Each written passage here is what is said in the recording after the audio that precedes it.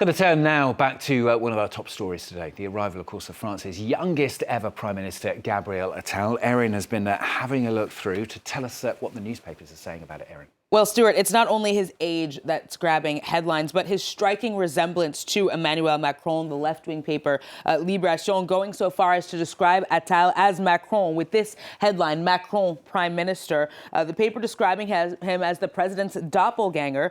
The editorial starts with a telling quote from Gabriel Attal just 5 years ago. He said, "After 2022 or 2027, I'll surely do something else. People are tired of endless political careers, but you don't have to believe me." Well, thanks for the advice, Libération writes. We didn't, simply because Attal didn't believe it himself. Despite his youth, Libé says he's oozed politics from his pores for ages. Now, La Croix has a similar take, though the paper says that his young age could be his downfall. The paper saying that his incomplete political experience and his imperfect familiarity with the complex machinery of the French state mean that he'll need at least a good team and patience from the president as he embarks on this journey. Now, right-wing paper Le Figaro is much less critical. The editorial in today's edition hailing Attal's designation as the most audacious choice, the beginning of the post-Macron era. The paper also hailing his having prohibited the Islamic abaya in schools, his staunch rhetoric against Islamism, and his fight against bullying, and his return to the founding principles of the education system when he was education minister as both coherent and efficient. That's the French press, Erin. What about the international papers? What are they saying? Surprisingly, Stuart, quite a bit of criticism from the international papers as well. Swiss paper Le Temps has this cartoon there on its front page. I'll zoom in a bit. It mocks Attal's youth and his short stint as education minister. It says he's young, this prime minister, and the other person is saying, well, he's just left school. He's just finished school. The editorial today also describes him as the prime minister not of France, but of two wealthy districts of Paris. He was first educated in one of the capital's ritziest private high schools before going on to one of its most prestigious universities, and then he began his political career. All of this taking place in the two nicest neighborhoods of Paris. Now, The Guardian, the British paper, points out that Attal is also France's first ever openly gay prime minister, though it focuses more on how the European elections in June will be kind of his first big test. The paper saying if he can avoid mistakes, he may be one of the favorites to take on Le Pen in the year 2027. But Spanish paper El País has somewhat of a different take, Attal, on its front page today. It says the rise of this child prodigy of French politics comes against the backdrop, indeed, of a power struggle for who will succeed Emmanuel Macron, other suitors being Bruno Le Maire and former Prime Minister Edouard Philippe. The paper noting that Macron's choice of Attal could see him burn out before the rest, as there is no precedent, actually, in France for a prime minister who then goes on directly from that position to become president. New country, still politics, though, for this next one. Donald Trump's courtroom battles entering a critical phase.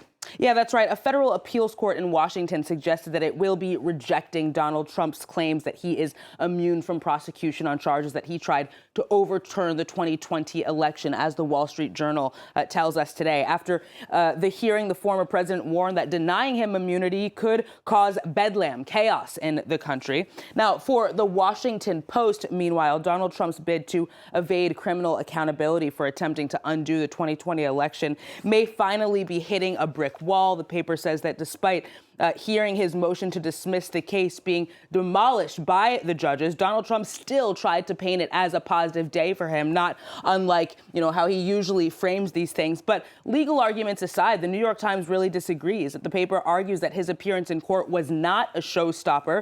It says that he wanted to turn it into somewhat of a campaign event, as is often the case, but he largely fell short. That's because the federal courthouse, the Times says, was a relatively inhospitable setting for him. There was a ban on cameras, and the headlines following the hearing largely focused on some of the sharp questioning that came from the three judges without openly acknowledging Trump's presence. So these pieces all kind of suggesting that this hearing could be bad news for the president looking forward. Tell us something new, it feels like, with this next story. It seems that 2023 was a terrible year, guess what, for the climate. Yes, Stuart, but as National Geographic does tell us, we did reach some positive milestones. I'll nonetheless start with the bad news because, got to be honest, it's definitely bad. 2023 was indeed the hottest year on record. Those temperatures brought catastrophic wildfires in many places, especially in Canada. It brought a melting Arctic and unprecedented carbon emissions as well. But the year did also see a pledge to triple renewable energy capacity by the year 2030. That was at the COP28 climate summit in December, as well as an increase in the use of electric vehicles.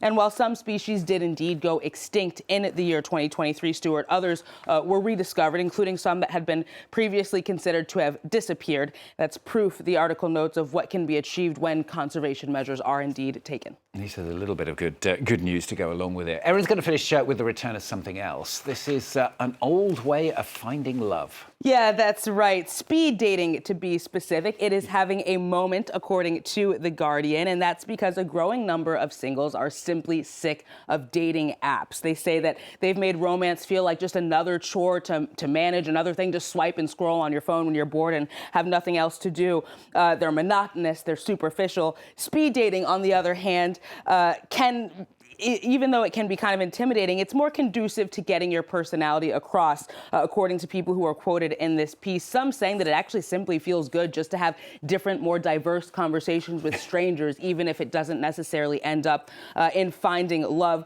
There's been a return also, Stuart, to dumb phones recently. So maybe 2024 will indeed mark the year that people, especially in my generation who knew life before reliance on smartphones, are kind of trying to return to life as it was before. In my generation, people just met other people. You know, there was no speed dating, there were no apps. But hey, that's the way it goes nowadays. Erin with the papers on France.